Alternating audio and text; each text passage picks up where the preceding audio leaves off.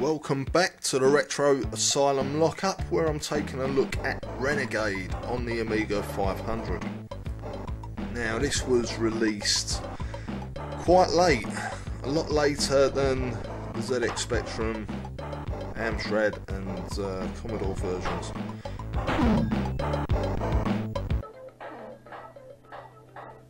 You're having a laugh.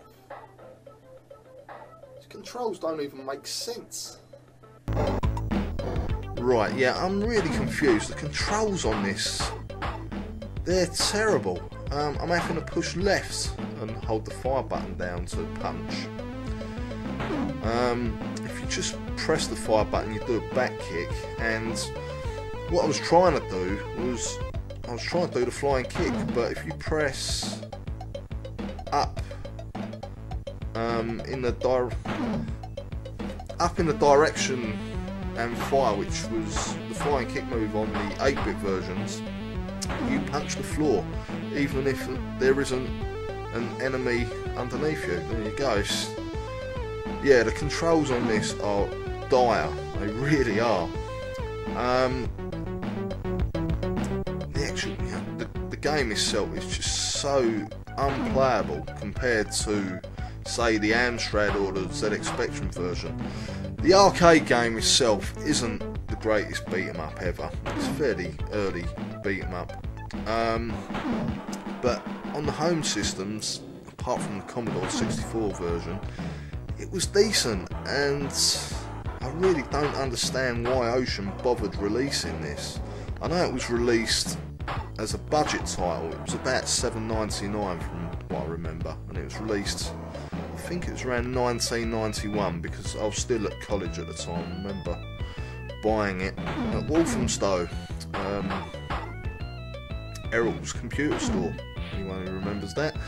But this is, it's awful, it really is. The controls are broken, the scrolling is completely dodgy, really jerky, there's missing animation. They've tried copying the arcade game. It looks a lot like the arcade game. There should be a train in the background. I'm not sure why that's not a platform, but it's the controls. They're terrible. They really are. There's slow down. It's, yeah, really weird. It's so strange when you're so used to a game and it plays well on one system, and then you play it on something else and it's the complete opposite. Look at that animation from when he walks and scrolling. The music's not too bad. I guess it's rather catchy. It's nothing like the arcade game's music. It's an original piece of music. But that is about the highlight of the game. Oh, the train is there. My mistake. The further you scroll along, just got a bit of a boring background. Yeah, I'm pretty speechless. I'd forgotten just how bad this was. As I said, I did buy it when it was originally released, and I only played it a couple of games before I gave it to a friend. Funnily enough, I don't actually see anymore. It's probably because of this game.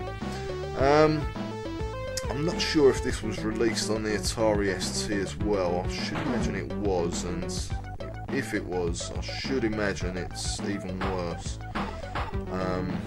Because like I say, the only saving grace with this is the music. The gameplay itself is awful. It's too difficult.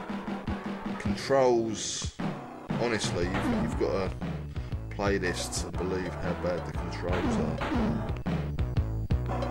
It's like I say, I'm speechless. This is terrible. I'm just holding the fire button down here, which does the back kick, and your character changes direction without you even touching the joypad or joystick, which I know it did do that on the arcade game, but that's only when an enemy moved to the other side of you. Here it's just twitching backwards and forwards. You shouldn't be able to do that unless there's someone on the floor to punch. I want to do a back kick. Oh, this is awful. There you go, dead. Thank God for that. Avoid Renegade on the Amiga.